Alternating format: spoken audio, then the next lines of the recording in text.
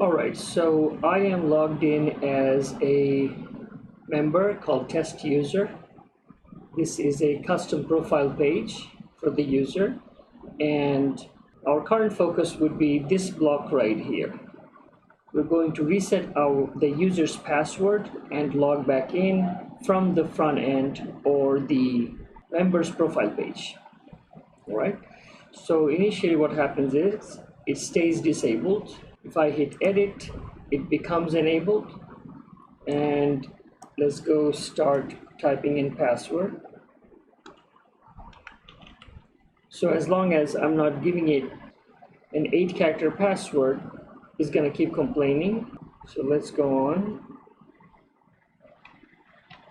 Now it goes away. And the next one, see, right now it's not matching the value above, so it's complaining. So let's give it what it needs. It's also gonna ask for 8-character,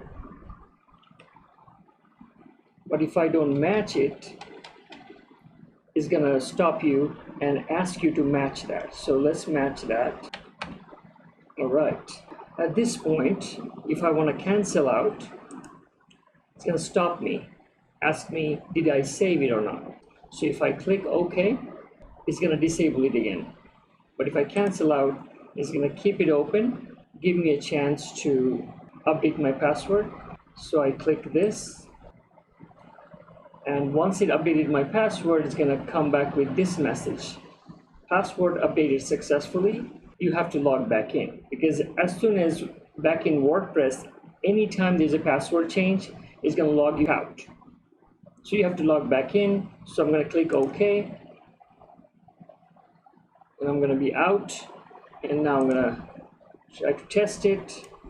And this is my user account. I have the password. Let's see. And I'm back in. Next, we're gonna find out the inner workings of this whole password reset, including the UI UX changes. Okay, so now we're going to go ahead and analyze the code behind this. Before we do, I have to mention that this is possible because of 3 things. One, JavaScript that is handling this UI UX, which is this. And the other one is the Ajax JavaScript, which is responsible for updating the password. And the third part is the PHP function that this Ajax JavaScript calls to accomplish the database functionality. So first we're going to look into the JavaScript that handles the UI UX. Let's take a look.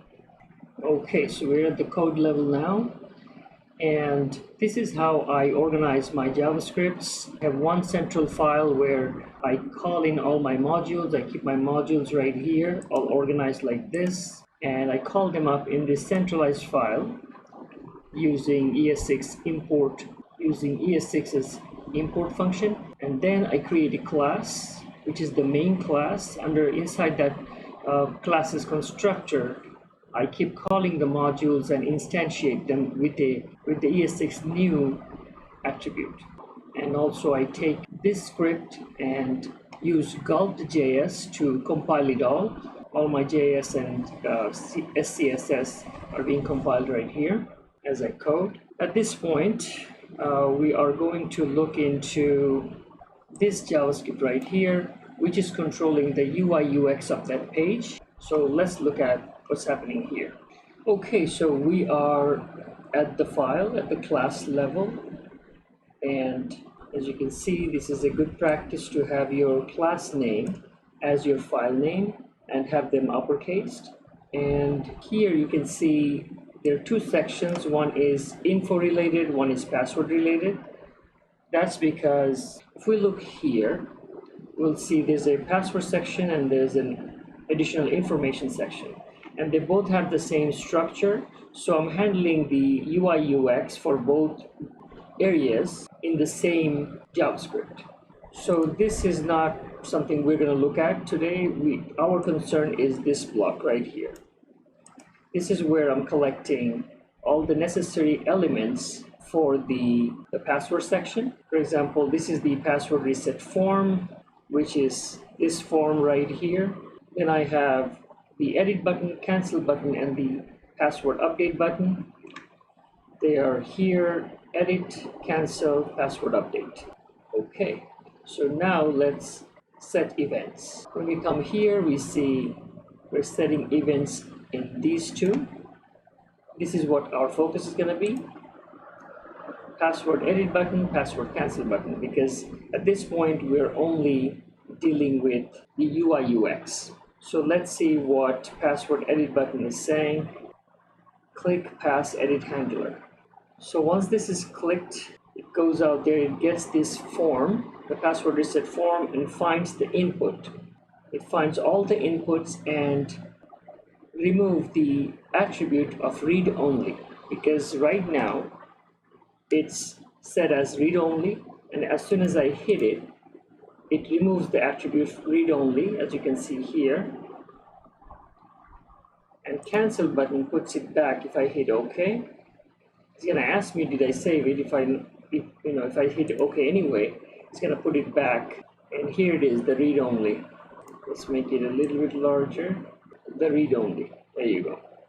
So that's what it's doing, and it is also doing it's taking the cancel button and removing the disabled attribute, because normally cancel button is actually disabled, nothing happens, right? So as soon as I click this is not only enabling this inputs, this button, this is also enabling this cancel button, and that's what's happening. Very simple: the cancel button, edit button, and the password update button. Oh, at the same time, the edit button itself is being disabled. This is like this. This one is disabled, but this and this is enabled. And same thing, by hitting the cancel button, click pass cancel handler, this guy. So right here, I'm actually opening up a JavaScript confirm window. By this, confirm did you save.